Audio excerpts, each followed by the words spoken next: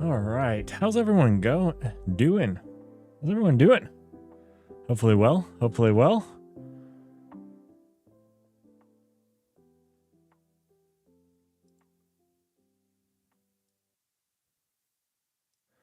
So we have quite a few things in store for today. We've got a bunch of stuff to go over. So I know that we had a little emergency stream in the middle of the week where we covered some of the things. Specifically, there was a massive security issue that happened in the Kubernetes containers world. We'll cover it a little bit more today, but we'll just cover it briefly. I'm going to try moving forward for any massive thing like that I see come up, have those emergency streams in the middle of the week because they're really things that you should know about and should work to mitigate. So you can expect to see more of those from me in the future. Hopefully we don't have them all the time. But yeah, definitely had those. So we won't cover it in too much detail. I need to dig into it more myself whenever I get the time. Now we're also going to recover some of the mother of all breaches because some researchers came out with some interesting findings about that breach. There was more in glibc and a bunch of security stuff. So a bunch of security stuff. The cloud was not too much. We have a decent number of things to talk about. Then we have two pretty exciting open source pieces of news that I think you really want to stick around and see. And we have a little bit of artificial intelligence stuff to talk about. So yeah. All right. So let's jump into it. All right. First things first. First thing on the list here we have is something from Malwarebytes. So we're talking security first. And the first thing on security is the mother of all breaches may contain new breach data. So originally it was assumed that a lot of this information in this breach was compiled from other breaches. But Malwarebytes has been putting together what all known breach data before and it seems to have new breach data in it. So that's an important thing to know and be aware of. When I first reported on this last week, it was merely a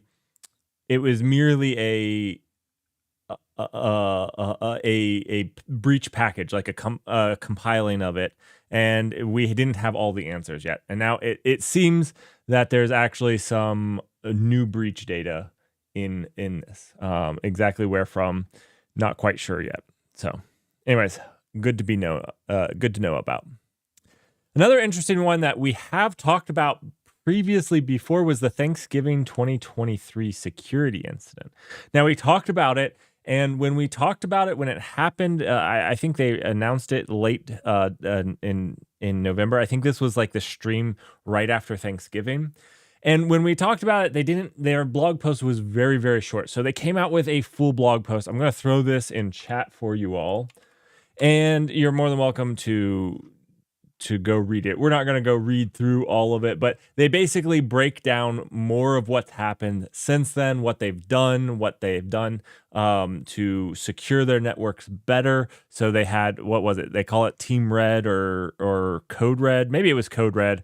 Anyways, they have they went through a Code Red where they went through and assessed their security posture on everything.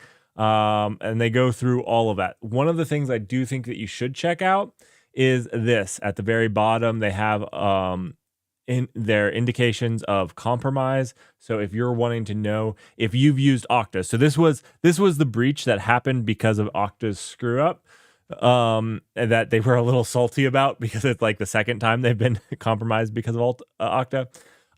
So they released this, which is really good. So you can go through and you can verify some of these things yourselves. So anyways, pretty cool. They even gave SHAs for the file descriptors.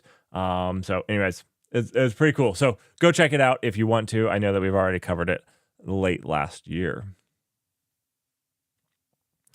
Moving on in security, we have a couple things, but the one thing I want to take our attention to here is this Jenkins. Jenkins. This is the Jenkins one. Yeah. Okay. So I know a lot of us use Jenkins, and there's a pretty critical security vulnerability that happened in Jenkins. Let me give you guys this link as well. There you go. So if you're using Jenkins, I suggest that you read this because it actually seems to be fairly critical. And it allows unauthenticated attackers to read a limited amount of arbitrary files data and read only on authorized attackers to an entire arbitrary file in the Jenkins server. So basically you could leak data through this. And since it's your build pipelines, it could be leaking quite a bit. So, yep. Go ahead and give it a check if you're running Jenkins, especially if there's, a lot of times I think Jenkins is isolated from the internet, and that's good. But there could be times when there's ways that you could interact with it. Also, just in general, even if it is isolated from the internet, doesn't mean that your network doesn't get breached in some other attack. And then if you have something like this sitting there, attackers are going to leverage it. That's what they do. They just try to hit things with known vulnerabilities on your network once they find one little way in. So it's important to cover. Let's go back up to the other one was in the GNU C library with slog. There was a vulnerability found. So I didn't go too far into this one. So I don't know a whole lot about it, but if you're using the GNU C library, I am not right now. It might be affecting you. So I would give it a check. If that's you. So anyways, if this affects you, you should look into it. Yeah. Google is offering a free access to fuzzing framework. So if you're wanting to look into that, this looks pretty interesting. Yeah, I don't know. I don't know what type of lock-in that they're wanting to get from you on this.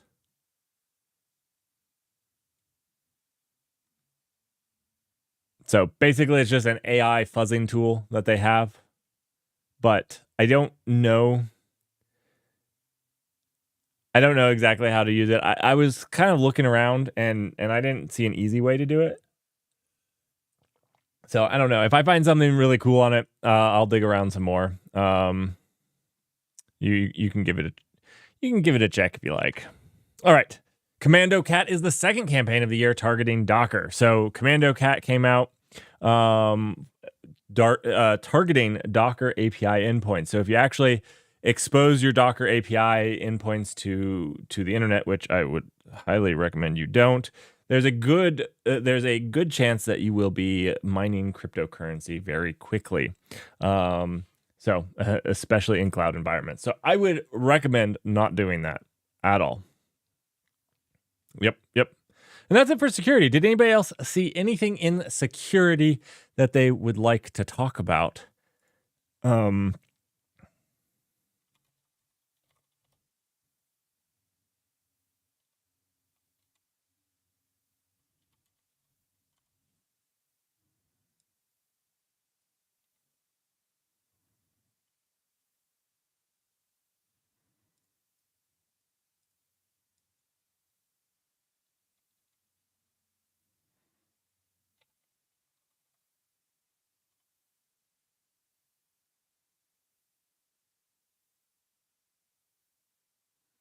Now, remember, we also currently had the and I did a stream just on it, the leaked file descriptors in Docker build, and specifically this is actually in run C, not Docker build. There were actually some things with MOAB in Docker as well. So I can pull that up and leave that as I should have left that as a link. Let me pull that up.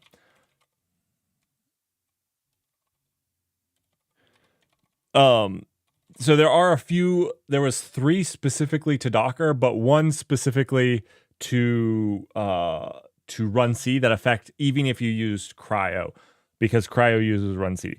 So unless if you were using something like a VM and you weren't using a run C, these all affected you. Or the big one affected you. Here's Sneak's write-up. Sneak was the group that found it. Yeah. So anyways, and this all depended on, all of this depended on you having a bad image. So all of it depended on you having a bad image. And yeah, so you can find it by going Docker leaky vessel. I think they called it leaky vessel. Leaky vessels. Yeah. Okay. This is the blog they initially released on it. So yep, and this is breaking out of the container onto the root file system. So basically it gives you root of the file, or not the file, but the machine it's running on. All right. So that's it for security for me. Did you guys see anything else in security? Not a great week for the community as a whole. A lot of little things happened. But the leaky vessel is all patched. So what you need to do is you need to go and update everything, because there are patches for everything out there for each one of these. Yeah, 3 for Docker and 1 for run C. They all have patches, and it was handled, I think, very well. All right, let's jump into the cloud. Now, I usually go through AWS first, but because I try not to show bias at all, we're doing it a little differently. We're changing it up. We're going with Azure first. Azure first, just for you guys.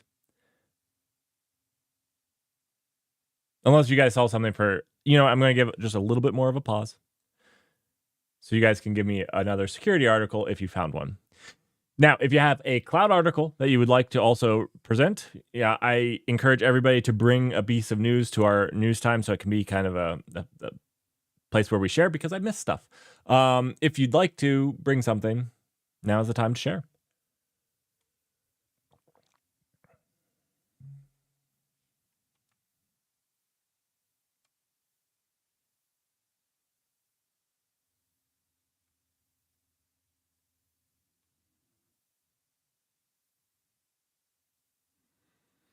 All right, let's start with Azure. All right. Azure's HCI stack is gotten an update, so it's now generally available, and it has a bunch of stuff. So this is the Azure Arc stuff that allows you to run a core set of Azure features in your own hardware that you buy from them. It doesn't just run on any random hardware. Neither Azure's nor GCP's runs on random hardware, not that I know of, at least. It runs on their hardware that you can buy from them, which might be a good point to. Anyways, it came out. There's some updates to it.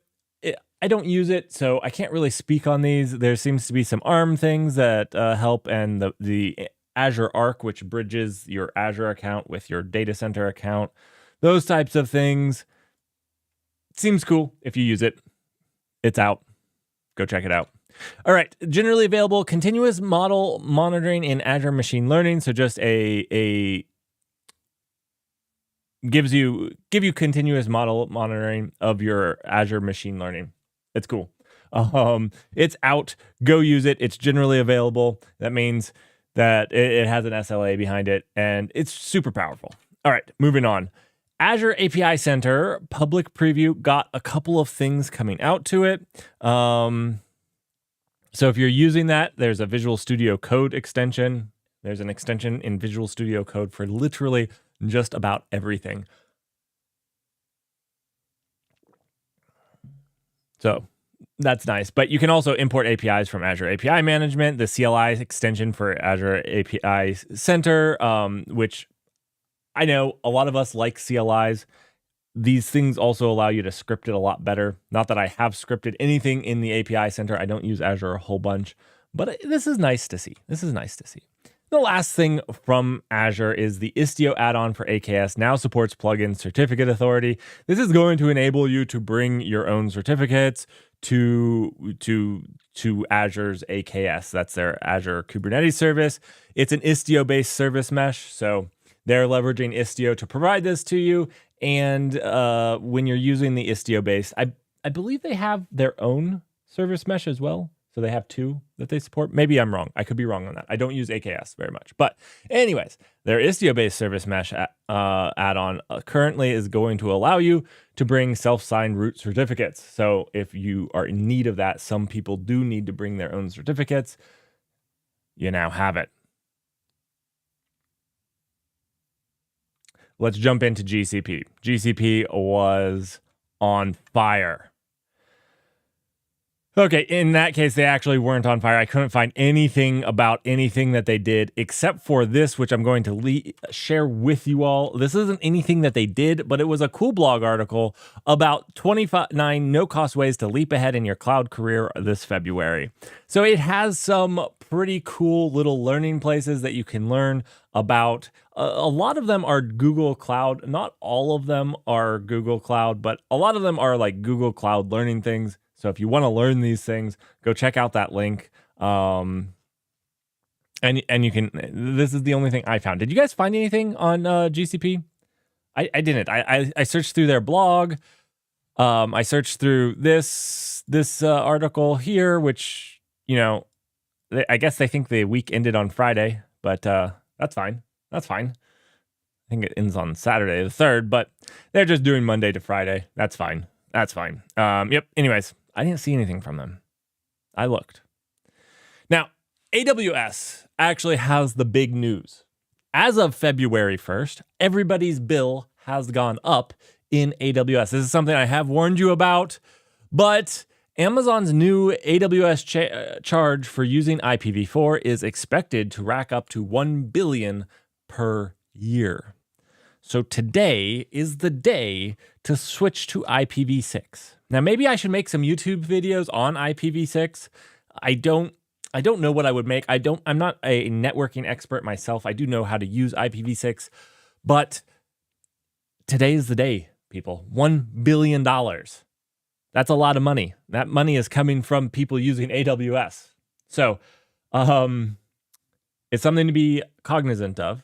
How many IPv4 addresses? They're not terribly expensive. I think they're like $40 a month per IPv4 address, $10 to $40 a month. I could be wrong. It's half a penny per IP per hour. So what 1 second, I got to get a calculator. 1 second. All right, so 0.005 times what? It's like 750 hours in a month. That's $5. $5 a month. It's not a ton. So if you're using 1, 2, 3, 4 of these things, I don't know that it's actually worth the effort to change. If you're using a lot more than that, then you got to at least start thinking about it. Is it worth it? When does the cost of the engineering time? So this is what you really need to look for, and what a lot of people don't understand is what is the cost of your engineering time to move off of that. So if you said that it's going to cost you a single engineer for 3 weeks, are you going to make that money back? I'm not sure. How hard is your stack to change? How risky is it? What's the risk factor? There's a lot of things that add up into that to make that change. But again, some people could be using a lot of IPv4 addresses, and then it becomes much easier to make that call. All right. Let's get back into it. Other than that, a complete travesty, Amazon Q in Connect is now available in additional Asia Pacific and Canadian regions. So now people in Asia Pacific and Canada can fail to use a machine learning resource. I absolutely cannot get Amazon Q to do anything for me. Literally the most useless AI I have tried to use. Let's move on. AWS free tier now includes 750 hours of free public IPv4 addresses. So this is a nice change. It's to combat that they're charging. Now basically everybody gets one free public IPv4 for the first year. So if you're trying to play around, you don't get charged for an IPv4 address. Good change. I think I wasn't even thinking about this when they made that change for the people that want to just try something out on the free tier. This is a absolutely fantastic change. Absolutely fantastic change. I'm glad they did this. Amazon IVS now supports playback restriction policies. So if you guys are using their IVS, which is their streaming service, this is, I forget what it's, I don't know how this is streaming. I completely forget how. The S is for streaming, but I forget what IVS, the IV is for. Anyways, it's their streaming. If you guys are using it, there's now playback restriction policies. So cool. The other thing that I wanted to bring to your attention was this AWS step function. This kind of got slid under. Now supports for 33 more services, including Amazon Q. That's so really just 32 because I'm only going to count the useful services that it brought to it. But again, I think a lot of people, a lot of businesses that don't have a strong developer, like you don't have a ton of developers, the AWS step functions to do stuff seems really powerful. I don't personally use them, but seems like they could be really cool, especially with all the integrations, except for Amazon Q. Okay. Another thing that here is the Amazon EKS got an upgrade so that you can support Kubernetes 129 now. So if you're wanting to move to the latest version of Kubernetes, Amazon supports it. So you can now run Amazon EKS in version 129. And that was it for the cloud. Did anybody else see anything else in the cloud that they'd like to share? Weeby Wizard, welcome.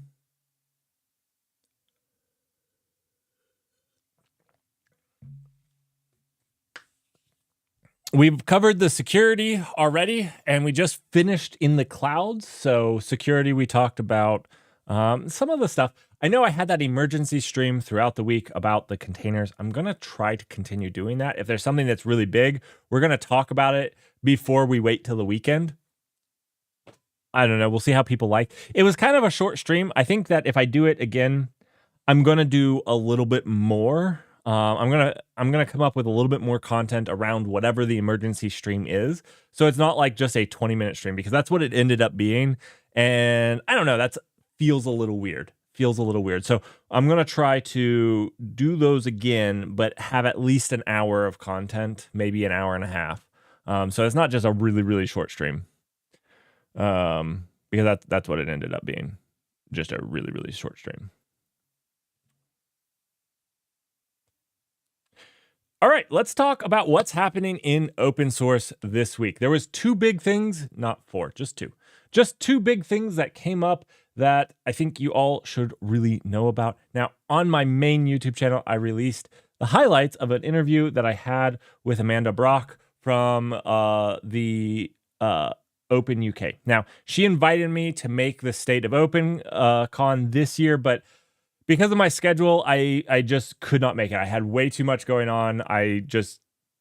There was just some things in my life I couldn't avoid. Yeah, I couldn't avoid. So I couldn't make it this year, but we are planning on me going next year to the State of Open Con. So I kind of hope to see you guys next year at the State of Open Con, but it is happening this week. So February 6th and 7th in London. So if there is still available tickets and you're in London or near London, you might want to go. I know that Amanda and Open UK is doing a lot of stuff to really help the open source communities, whether it's in the legal and law arena. We're also probably, this is not sponsored, just in case anybody's wondering. Nobody has asked me. I do really support a lot of the stuff that they're doing, though, so I just wanted to give them a shout out. And I'd love to actually, hopefully, Amanda and I do some more stuff in the future. So around the CRA and a few other things around open source and open source licensing. So I look forward to maybe working a little bit more with her in the future, as well as being there next year. So definitely go check it out. Hopefully, we're going to get their videos from the speech speeches and stuff that are given. We're going to get those released, hopefully, usually about a month after the conference. So I'm looking forward to that. So anyways, if nothing else, go check out Open UK, see what they're doing. They're always releasing stuff and taking polls and trying to understand the current state of open source. So, I'm going to leave a link to this. All right. The next thing that's happening, the next big thing that happened in open source, besides the security incidences, is Microsoft open sources the Eclipse thread. Now, if you don't know what ThreadX, it's a real-time operating system, and it was originally Azure RTOST or something. Azure Real-Time RT Operating System OS. RTOS? I think it's RTOS. Real-Time Operating System. So it was bought by Microsoft a little while ago, and Microsoft announced that they're going to open source it and hand it off to the Eclipse Foundation. So I've never actually used it, so I'm not sitting here telling you that this is the greatest thing ever, but it's used in a lot of stuff. It's found in Broadcom's processor powering the Raspberry Pi's SBCs. So it's used in a lot of places. It was released in 1997, which means it survived the .com bubble, and it's on almost as many devices as Java, which I found that as a pretty good thing. That was a joke. Anyways, so I don't know. I'm excited about it. I'm excited to see what gets done with it. Yeah. And so it's been renamed to Eclipse ThreadX. And it comes with a bunch of stuff from a file system, and whatnot. So I think it's cool. Again, I don't know a ton about it other than it exists. Russell, you've got about 10 embedded devices coming from the other side of the planet this week. They probably are running Eclipse ThreadX. I mean, probably actually Azure. Oh, it is RTOS. Nailed it. Nailed it. They're probably running that. So this is pretty cool. Did you guys see anything else happening in the open source world this week that I might have missed? This was the majority of the things that I saw that were very big, and yeah. Actually, we're about to get an ad, so we won't move on. We'll just stay on this. It's a 1:30 ad. We won't move on. So anybody that gets an ad, don't worry. Don't worry.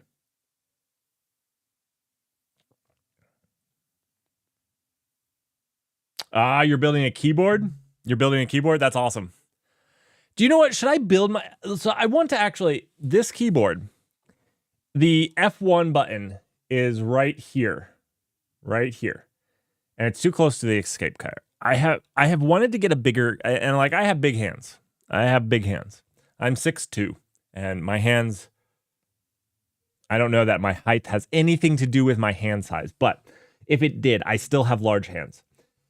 And I've been thinking about building a keyboard or getting a new keyboard that's split, but maybe I build it. Should we build it? I don't know. I 100% have farmer hands.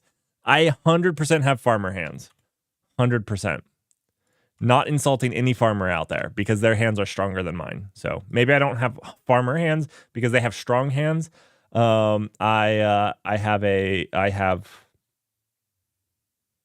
farmer-like hands. This is what you're building? Should I do this?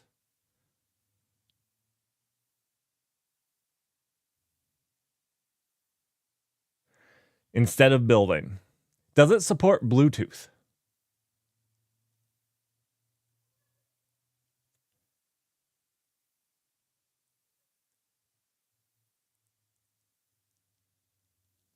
Does it support Bluetooth?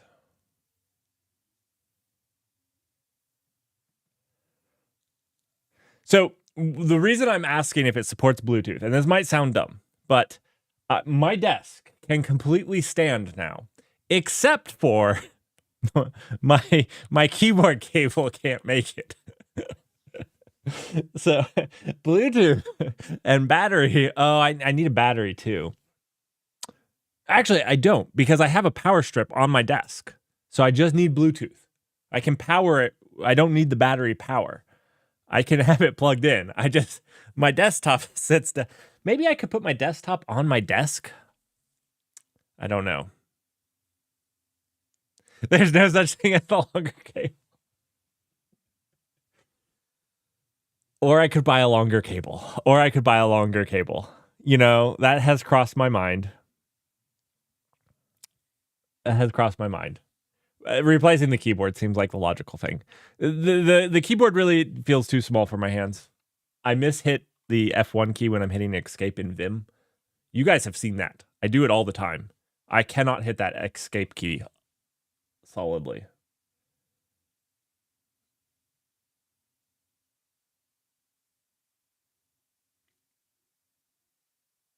All right, and we're back. We're just talking a little bit about keyboards, what we should build next, what we should do as far as keyboards go. Back into the news. All right, so Londo, how are you doing, Londo? How are you recovering from the code that I gave you on Thursday? Are you recovering from that? I'm so sorry. So sorry. So for any of you guys just joining, new to the stream, every Sunday we go over the news. We talk about software engineering news, cloud news, AI news, and I try to make it pertinent to engineers. Now, sometimes we get on tangents of things that are interesting, like, but yeah, I'm so sorry. That's what you told the next person. Yeah. 100%. So today we're just going over the news. What has happened? And now we're on to the artificial intelligence. It was a chain of apologies. I think it was a ton of fun. I don't know about anybody else. Go check out Thursday morning stream. I thought it was a lot of fun. I had fun. I hope to do another one. One thing that I want to see come out of it that we didn't do is basically Togglebit gave me a coding challenge. He made something that didn't work and then handed it to me with no input.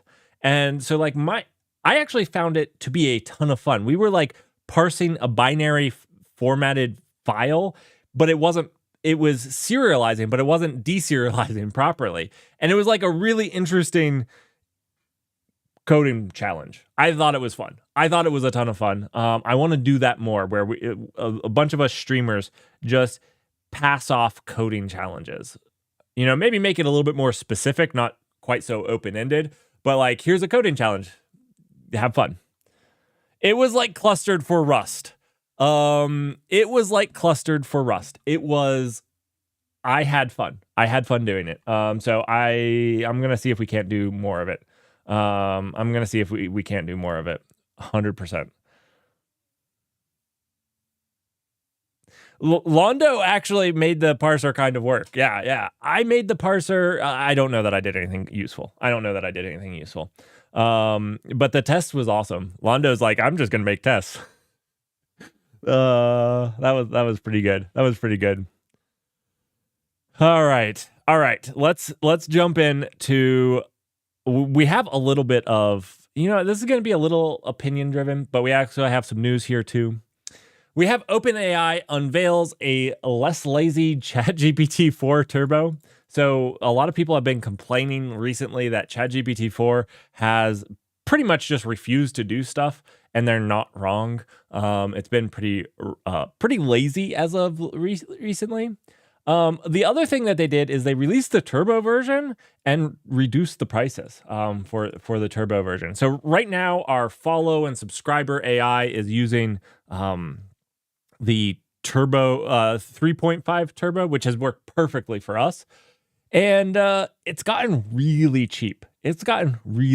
So we generated yesterday. You know what? I can actually show you guys this if you want to know, because we generated over 150 alerts just yesterday, and we'll do it at the end of the stream. We can actually review how much that cost, because there was over 150 alerts on Saturday's stream, and each one of those got a generated message.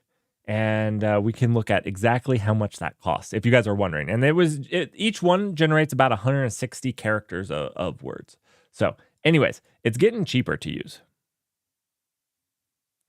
Oh yeah, Russell, yesterday was kind of crazy. Sorry you couldn't make it. Or I don't know if you could. I didn't see a message from you.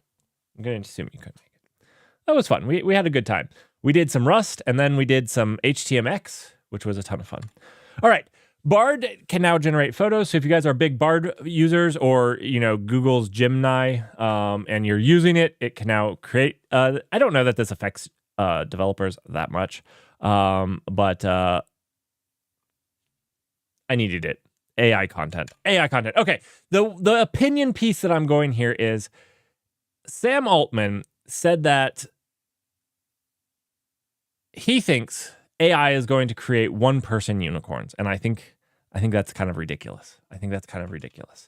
I found a couple different news articles talking about him saying it, so I didn't just leave it to one, because I tried to at least validate what. But the thing that makes a unicorn, a billion-dollar company, isn't somebody that works with the OpenAI API. I'm sorry, OpenAPI. My gosh, that's a different thing altogether. The OpenAI API and makes something with a chat bot. You know how easy it is to reproduce a single person's amount of work? A single person's amount of work is not that difficult.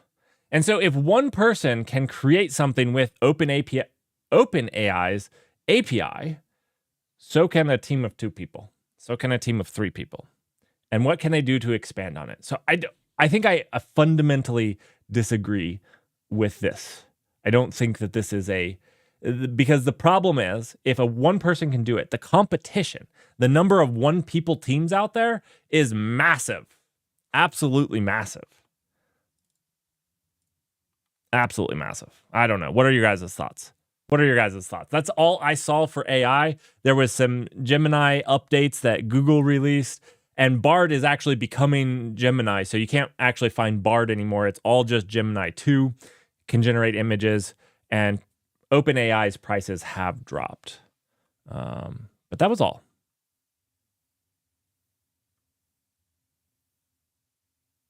Londo, you think HTMX is fun? It is fun. You know what? I'm releasing an HTMX video tomorrow morning. Tomorrow morning, there is a new HTMX where I'm critical on it. But I tried to make sure people understood that I think that it's a really cool and interesting take on the problem, and that it's also okay if you like using it. That's not what I'm trying to do. I just brought up, because I don't see people talking about why HTMX is a thing. And so, yeah, anyways.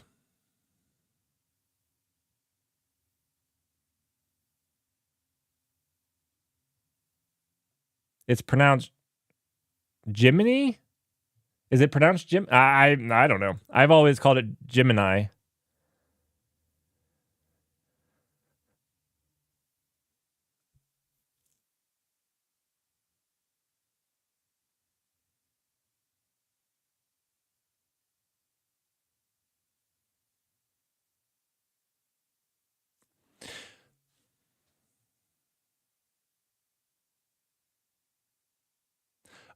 Oh, okay. I get it. But that person can hire multiple AI people. I suppose, Russell. I suppose. Maybe I'm missing the point there. I'm always open to the fact that maybe I miss the point. I don't know. Maybe you're right. Maybe you're right.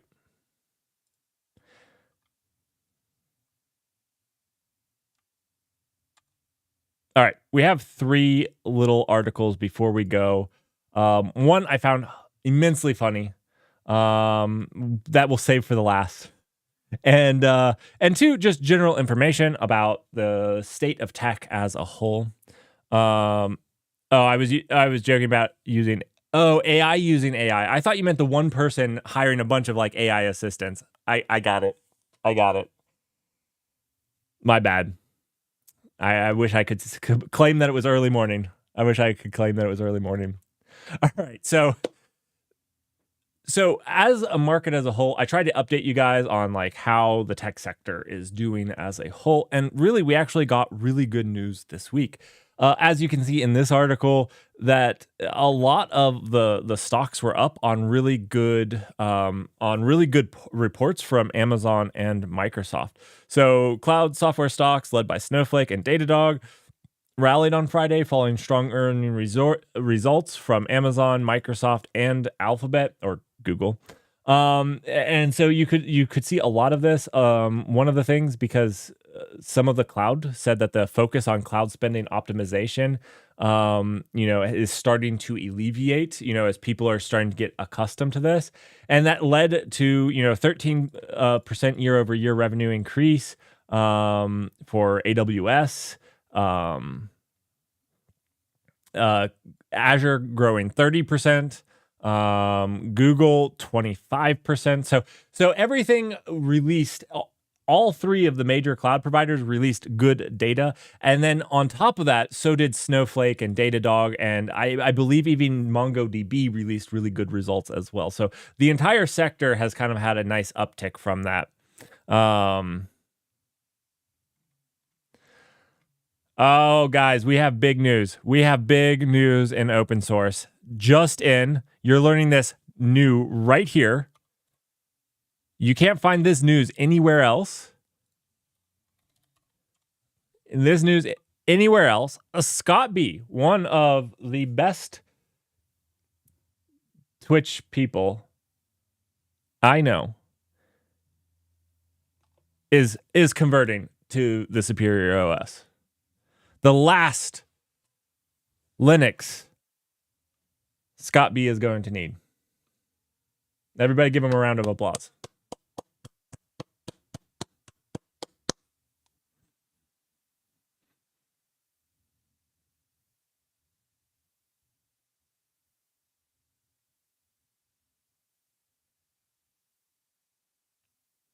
Londo, we don't talk about Arch derived.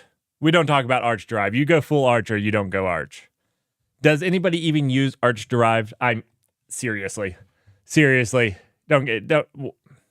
What are you even talking about? I'm just teasing. Use whatever OS makes you happy. Dang it. I use it. I have the Steam Deck too. You're using Endeavor? Let me know how you like it. So far, I have managed not to completely booger my operating system. So, I'm not a Linux expert, and if I've used Arch, then it has to be pretty decent, or else I wouldn't be able to.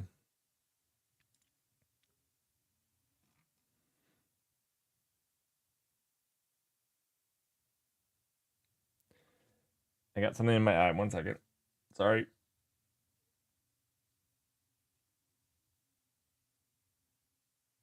It had to be like an eyelash. Okay.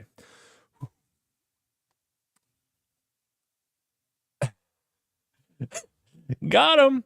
All right. You're using i3. That's good. Everybody, you know what? I'm going to try Sway at one point. We'll have to make a stream out of it. I want to try and use Sway and Wayland, because NVIDIA supports Wayland now, right? It should be good.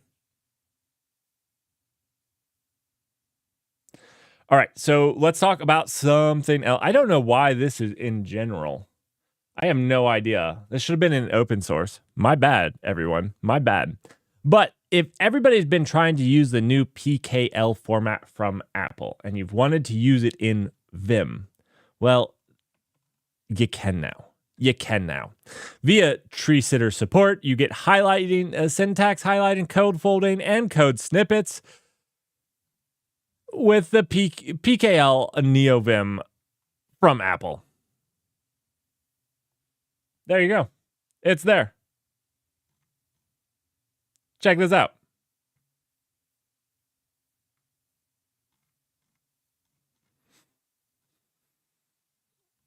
I don't even know why I found that funny. All right. Last thing. This is fantastic. Last thing for the day. Then we can have general conversation. We can look at how much OpenAI costs for, we can actually calculate the number of tokens, although they'll show us the number of tokens as well. But remember, a token isn't per word. A token is like, it's not per character either. It's a token. I need to do a stream on that, what a token means. Anyways.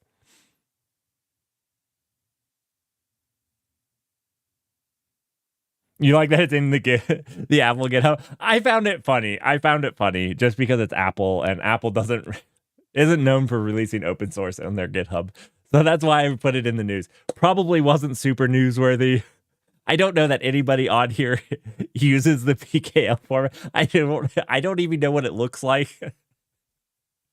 So anyways, the general is kind of funny because this next piece is actually pretty funny too. So there was a game called The Day Before, and the game has had so many problems from just like getting delayed releases and whatnot. And then like as it's all fallen apart, there is terrible stories about the working conditions and whatnot. So I wanted to talk about it because you know what I want to tell you guys. So you think your job sucks right now. If you think your job sucks right now, this is a bit of encouragement to let you know that there is worse. There are worse working conditions out there. And that's what The Day Before seems like. So as we have it, The Day Before Fallout continues as former devs allege awful working conditions and management so bad that some staff didn't know they were supposed to make an MMO. Not only that, the article before this was talking about how you would be fined money, actual money, if you released a bug. You were actually like, you as a coder release bugs. I get it. It happens. And all of us strive not to release bugs. That's why we have tests in place, unit tests and whatnot. We don't like bugs. They would actually fine the developer money if they released a bug. Let that sink in. Let that sink in.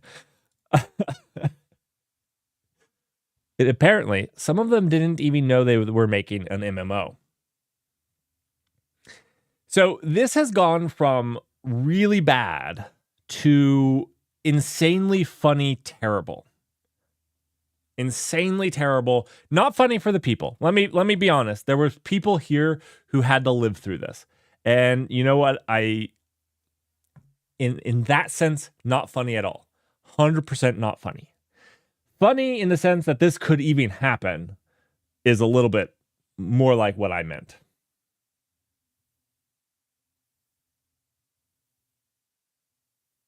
Londo, that's a great take. I am a software developer. I write bugs. Yep.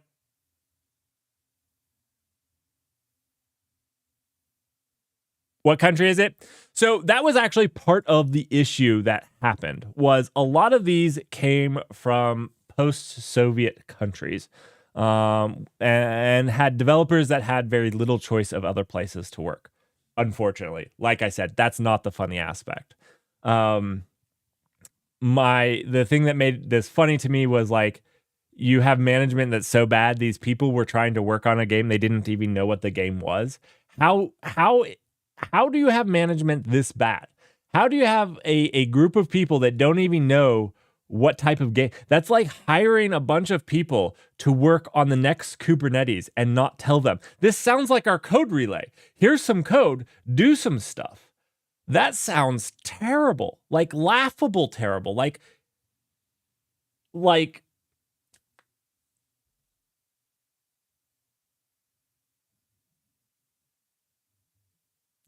Londo. The humor is of the ridiculousness of the situation, not the situation for the people that were stuck in it. That is all I was meaning.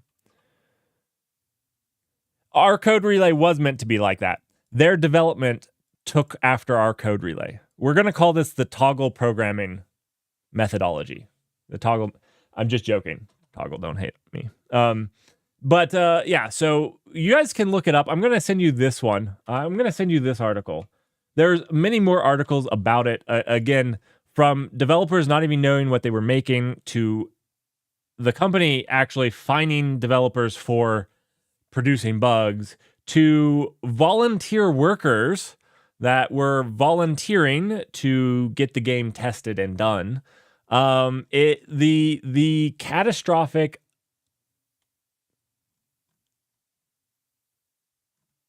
Anyways, the studio is shut down. The studio is shut down. It's done.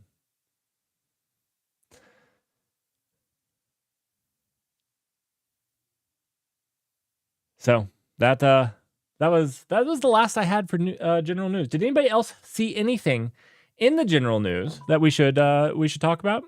Anything in general? I can pull up my Open API dashboard. We can see what 150 messages looks like generated through the system. We can calculate the number of words that we generated if we'd like, and we can actually just see what that looks like.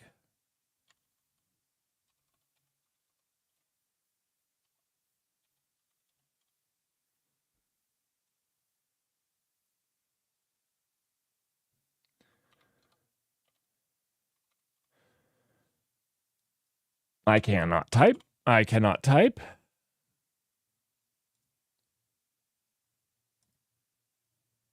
just logging in, so you guys are in cone of silence right now. Oh yeah, the studio shut down. It's done at this point.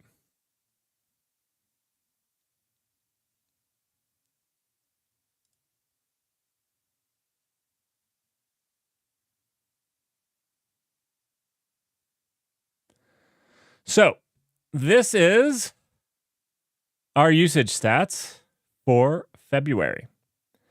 Now, I have a $10 limit just in case my API gets hacked and somebody gets my key. I don't want to accidentally spend $20. Now, I mentioned that one thing that I need to check is if they actually charge me, because I spend so little. Most months is a sub penny that is actually charged. I don't know that they actually charge me because they would have to lose money on that. So with 150 messages, which each had about 160 words, let me actually calculate how much that is. So 150 messages times 160 words is about 24,000 words. Again, we can try to calculate that in tokens, but we can actually see exactly how much we paid for that. And that's right here. So for yesterday, for all of the status messages released yesterday, it cost me 3 cents.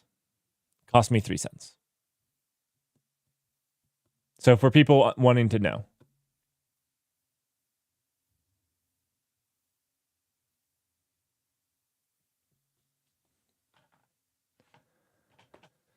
It's really cheap. It's my point that I'm trying to talk about here is it's pretty cheap. That was 16,000 tokens.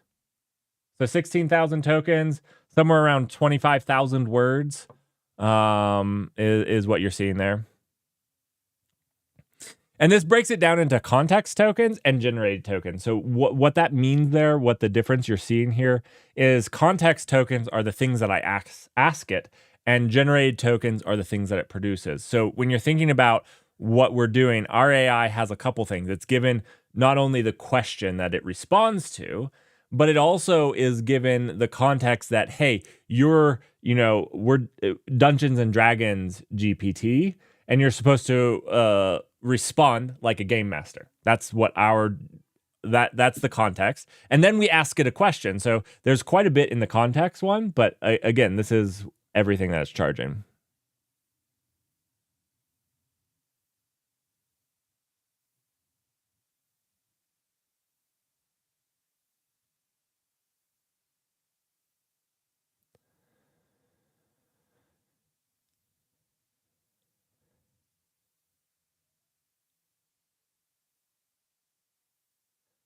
Did you list all 8 security headlines? What did you talking about, Russell? Did I miss something in security? I can go back through something in security if you like.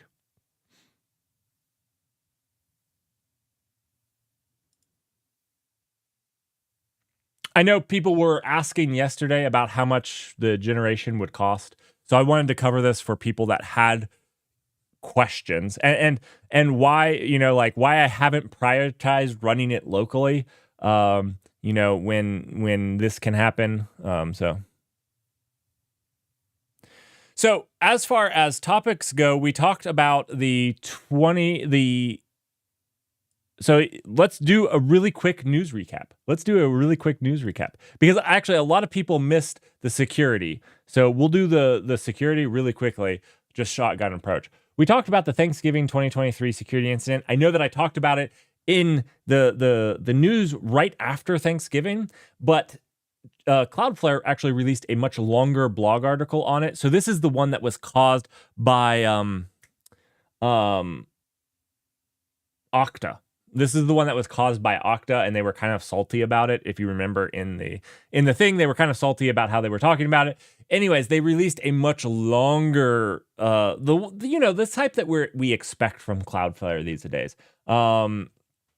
About every single step that happened, breaking it down day by day, what happened on those days, and whatnot. I recommend people go and read it. It's a good read. So the other thing that I recommended people do is they go and check out these indicators to see if their systems have any of the same indicators, because this is, if you've used Okta, this is where they would have been attacking from. So this is really good that they put these out there.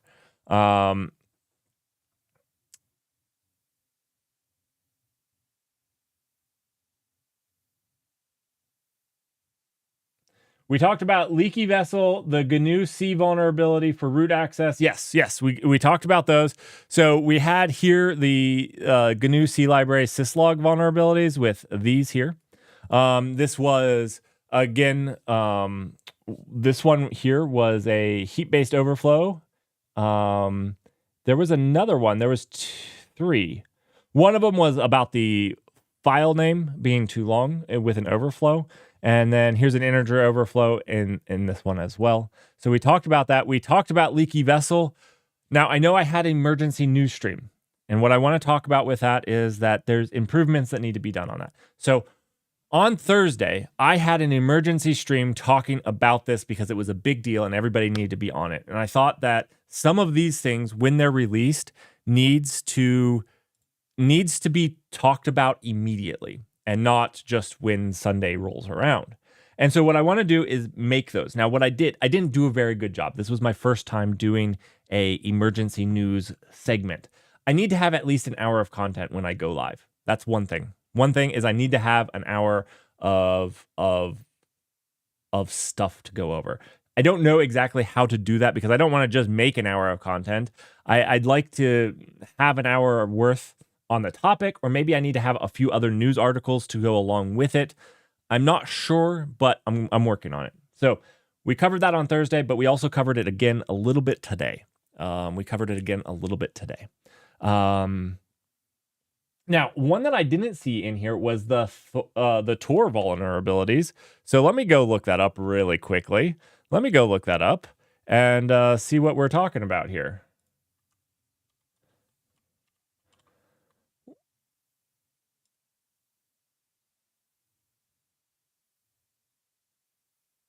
I use Yay. So I don't know. The safe socks option in Tor before this had a logic error with the unsafe socks 4 protocol that could be used to... Okay.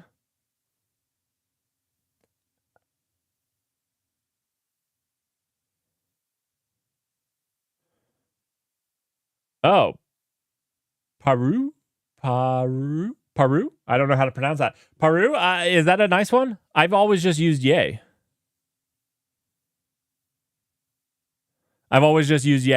For package management on Arch. Maybe I'll have to look into that. Yay's always been...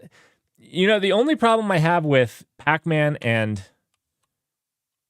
The only problem I have with Yay and Pacman is this. What does this mean? SYU. Yeah, okay, you could say this is sync and update and whatnot, but That's much easier to understand in English. That's probably my biggest problem with Pac-Man. Okay. Let me make sure I didn't miss any of these other ones here.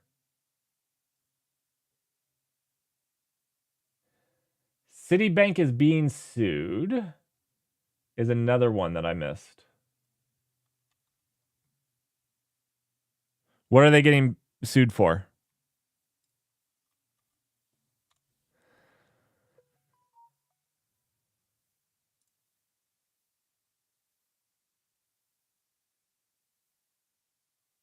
Oh.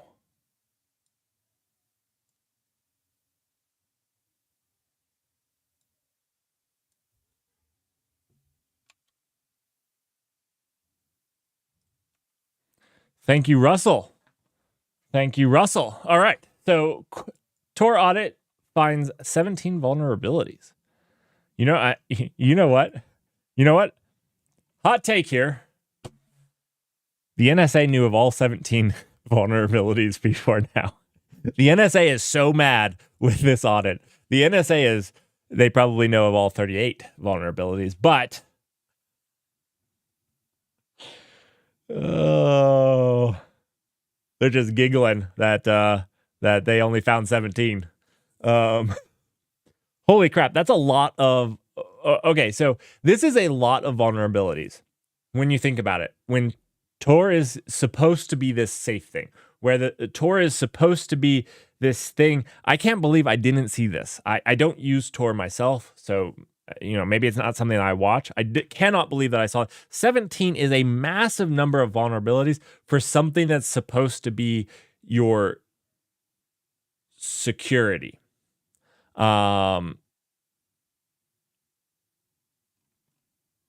That's a massive number of them. Does this list them? Okay, I don't see a list of the CVEs.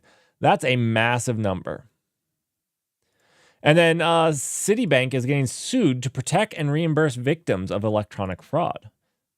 I'll have to look into this, but a lot of like U.S. banking systems, like one of the reasons I don't use a debit card and I only use a credit card is because the credit card, while I don't use like the credit part of it, the credit card provides you with fraud liability. So like I'm not liable for fraud that's, you know, people stealing my card and whatnot. So this is very, very worrying.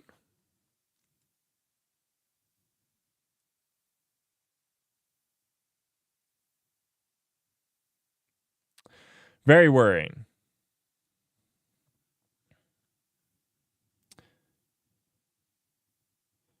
Huh. Okay. Well, I will have to check this out more. I didn't share my screen, did I? I'm so sorry. I was Googling around, so I hid my screen because I don't like Googling around with it. But let's see. Let's go back to this. Let's see. Patch for endpoint manager. Protect your client's endpoint. I also didn't see this, but I don't know what this is.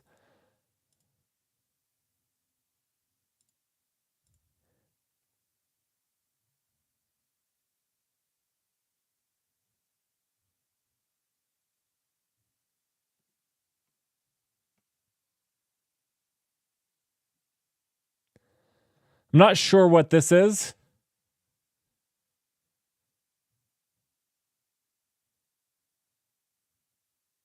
Was there a vulnerability in it? I'm not sure. I'm not sure.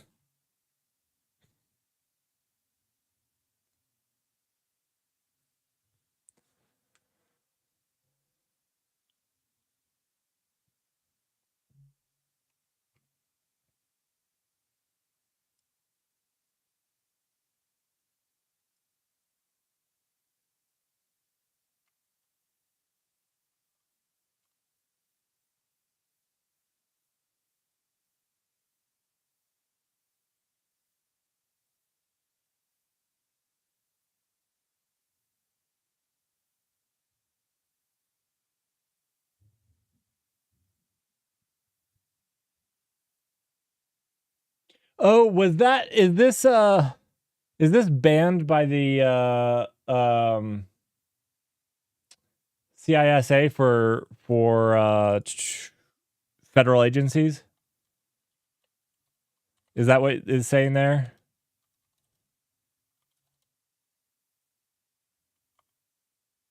Okay. I actually did see something around that where so the American Cybersecurity Defense Agency, or the Cybersecurity and Infrastructure Security Agency, does have the ability to ban federal agencies from using stuff. Okay. So that's what's happening here. Okay. Yeah, so that's pretty. Yeah, they have gotten much stricter, which I actually appreciate. It used to be that the Cybersecurity and Infrastructure Security Agency didn't actually ban things fast enough, in my opinion. Yeah, but that's interesting. I wonder if there's been like a long outstanding thing, because usually they don't ban something from one incident. So I'd have to look into this more. I wonder if there's like a history here.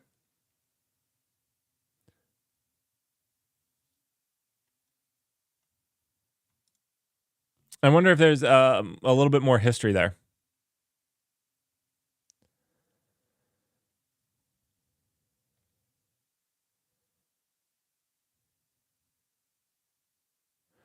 So apparently they're very insecure. Like that might be the case, that it's just like it's really insecure. Like it's not just one issue. That would be my assumption. All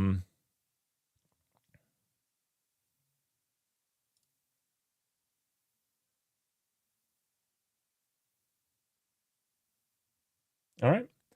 Well, thank you for bringing those, Russell. Awesome. Absolutely awesome. I think I got most of them. I just missed the Tor one and the CISA band.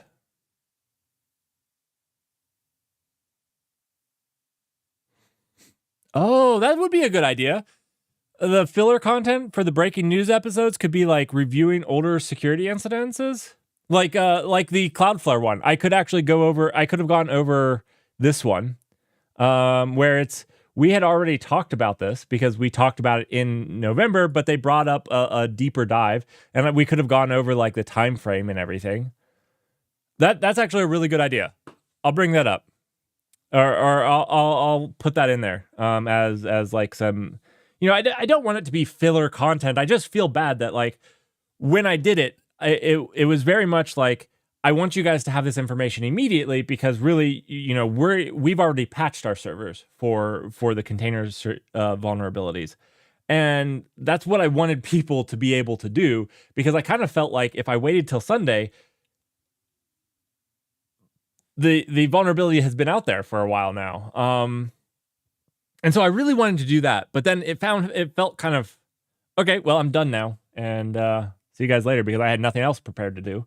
So this is actually a really good one. I'm going to compile a list of like old instances to review, and I think that's maybe a good one. So we can just take these and, I'll put this on the stack. We didn't actually review it. We just talked that it was out there, but we could actually just go over it. I like that.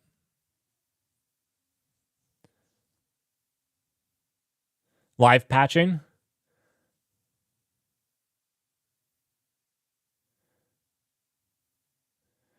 What do you mean by live patching? Are you saying like I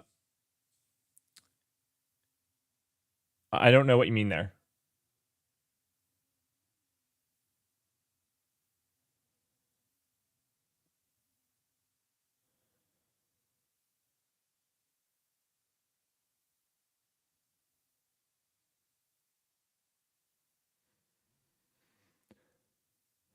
I don't know. It would be easy to show people how to patch, because it's like just update their version, but it depends on how easy they can roll out those changes. It kind of depends on their system.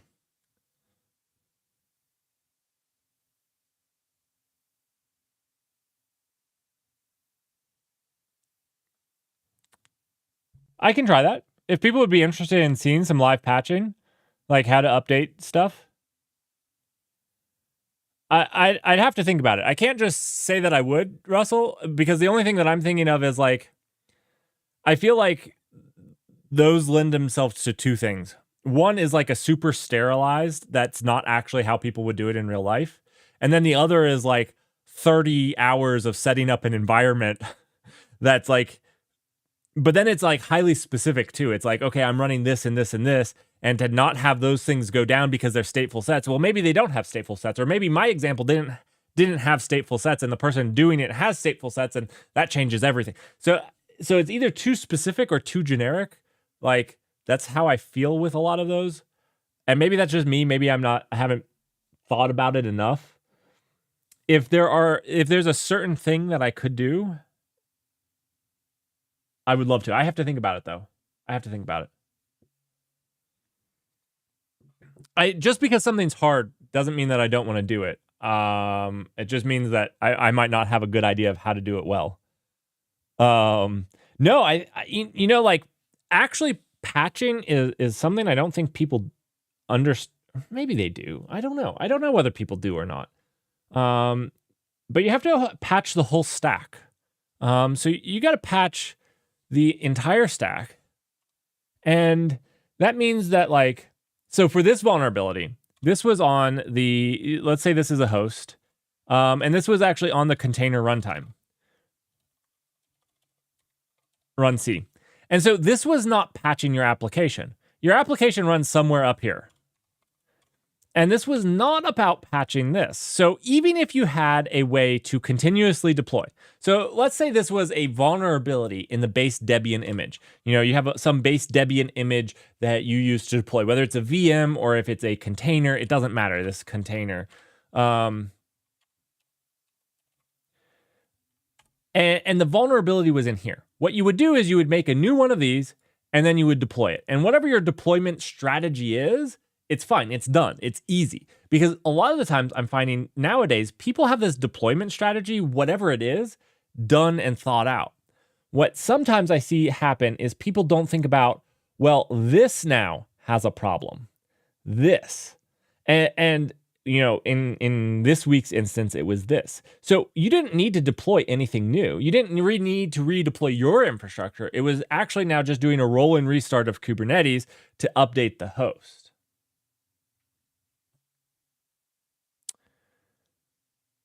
Maybe I could have demonstrated that. Now that I've just said it out loud and talked through this, maybe I could have at least done something like this. Describing where the problem is, what parts of it need to be updated. And then we could do like a rolling restart of Kubernetes. I could have had a demo of that. Easy enough.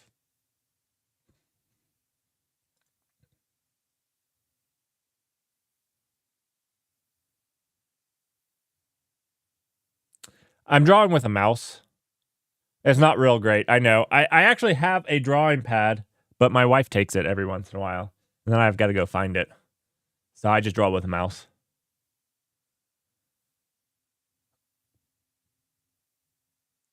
It's not great. I know.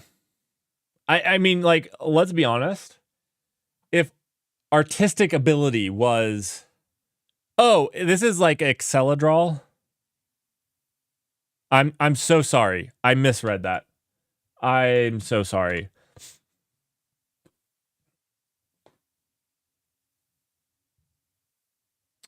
I'm terribly sorry about that.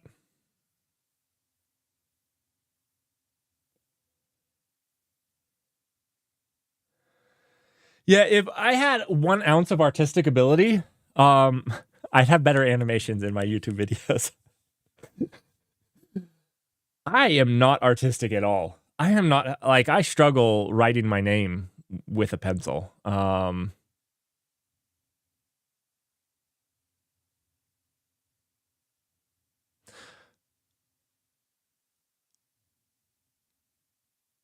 I also misread what you said, Londo. Reading is also not one of my abilities. So, there we go.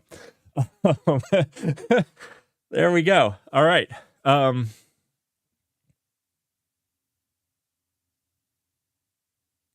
I'm artistic when it comes to timesheets.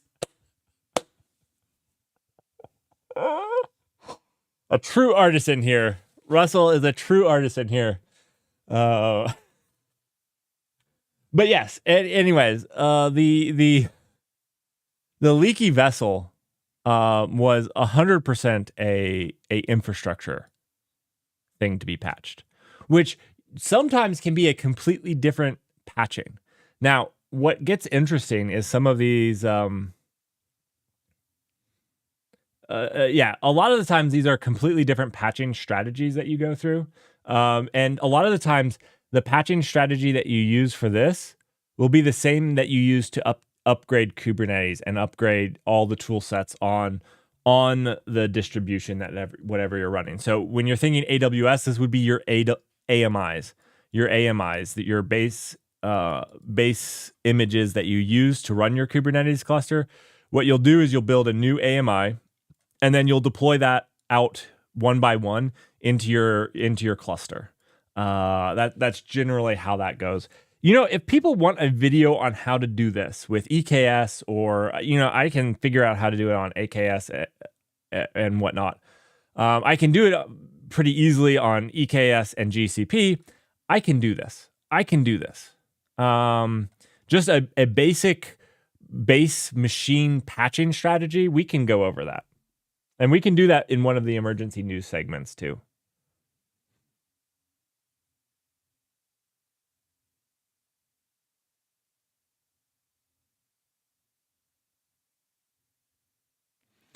Londo, please always speak up. This is a place where we learn. That's my slogan, learn something new. So if we're not learning something new, we're not doing it right. So please speak up. Kubernetes is just a workload scheduler. Really easily. You're talking about something like this. Let's say you had a bunch of machines, and I'm oversimplifying it. But let's say you have a bunch of machines like this, and you wanted to run your app. Let's say for reasons you wanted to run your app on all of them. Kubernetes is going to sit over here, and we'll abbreviate it as K8S because it's K, 8 things, and then an S, is going to say, hey, we need to schedule this on every single machine. And it's going to go and schedule it on every single machine. So it's just a workload scheduler. Now, it uses containers. So a lot of times people will say it's a container scheduler, and in fact, that's wrong. It's a pod scheduler. But it's going to schedule these things out with, containers. And that's what it's going to leverage. But it's just scheduling your workloads on, multiple machines. That's the idea, at least.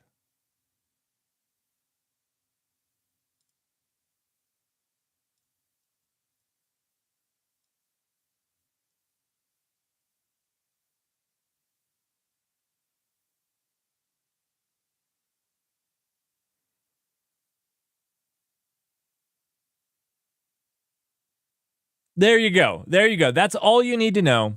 Postgres is easier because of containers. Absolutely. We do a little bit of Kubernetes stuff on this stream, so if you're interested in learning about Kubernetes, feel free to ask questions. I'm not one of the leading experts of Kubernetes. I know enough to get around, and I know enough to break Kubernetes clusters too. Although there are better breakers than me. I'm also not the leading expert of breaking Kubernetes clusters. I'm like in the middle. I'm just kind of meh on everything. So feel free to ask some questions, and we'll all learn together about it.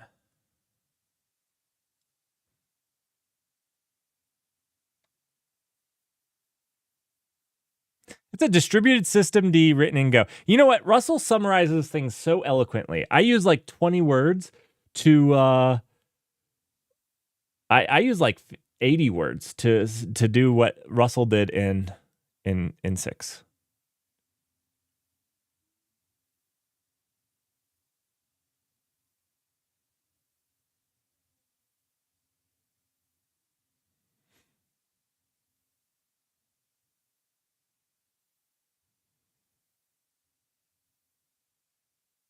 Did I know that Togglebit is going through the Dragon book on building compilers? No, I did not know that.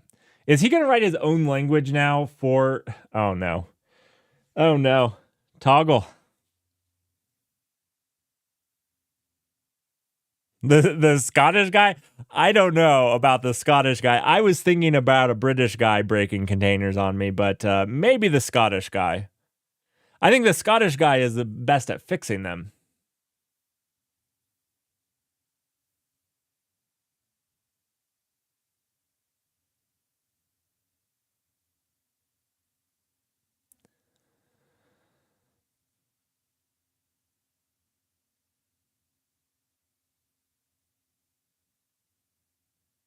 No, no, I don't think Russell is Scottish. Am I wrong? Russell, are you Scottish? And I just offended you. I apologize. I thought Raw Code was Scottish. Now maybe I'm confused. Now maybe I'm confused, and so I apologize to whoever I offended. I probably offended both parties at this point.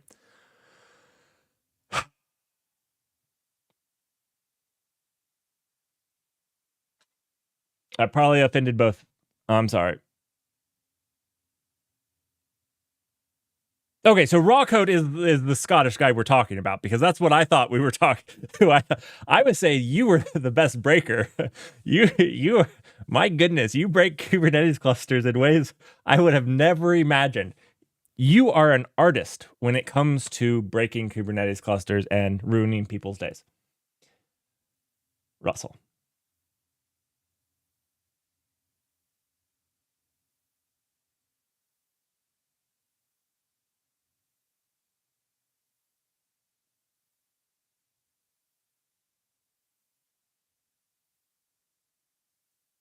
You're nowhere near the best breaker. Don't sell yourself short.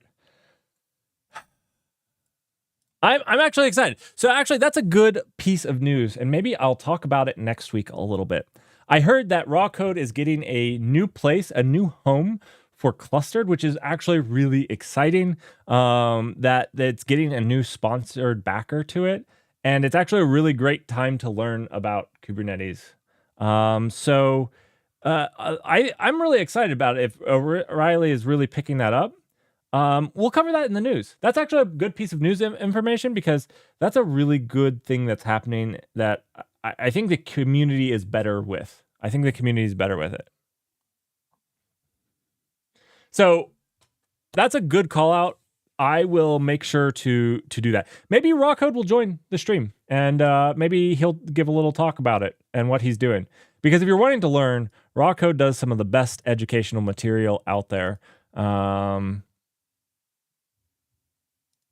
I'll message him and see if he'd like to join for a little bit to talk about it, or if he'd like me to just talk about it. All right, well, that is it for me for the news today. I hope that I covered everything. Please, next Sunday, if you want to bring the news, please do. We'll work on the emergency sessions. Please give me feedback on those. I really think that they're a cool and unique thing that I can bring to you guys. If there's a big topic, I will figure out how to make them. I'm not going to do filler content. I want to make it real content. So until I have real content, they'll just be really short. But I will be trying to find real content to fit in there. Let me know if you like how they're working out, if there's ways I can improve them for you. And as always, I hope that you guys have a fantastic next week. I hope that these news segments power you to have a better software engineering week. And yeah, that's it for me today. I hope to see you guys Tuesday and next Sunday, next Saturday, and yeah, watch my YouTube video tomorrow on HTMX. Let me know your thoughts on it. I'm changing it up a little bit on my YouTubing. We'll see how it works. I didn't nail it. It's not perfect. I far from nailed it. It's the first time that I've done something like this video.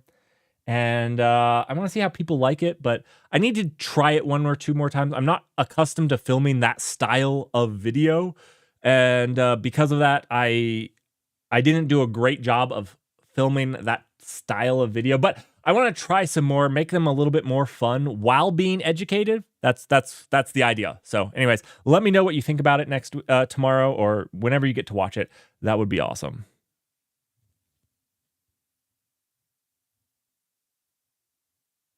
It could be worse.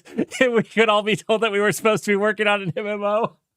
That's what we were working on ToggleBits Code Relay, was an MMO.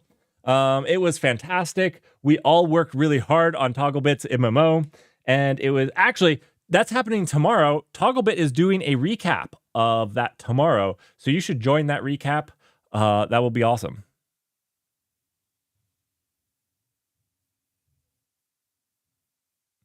Can you please have a YouTube link? Absolutely, a YouTube link. Let's get a YouTube link for... What are we getting a YouTube link for? Oh, we're getting a YouTube link for... What are we getting? What do you want a YouTube link for? Happy to give you a YouTube link for my part of the code relay. I'm getting it right now.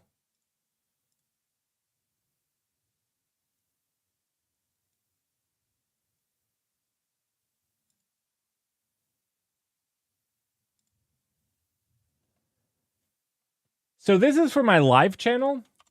That is not where my videos go. So YouTube gets these live videos and they save them forever, which is fantastic.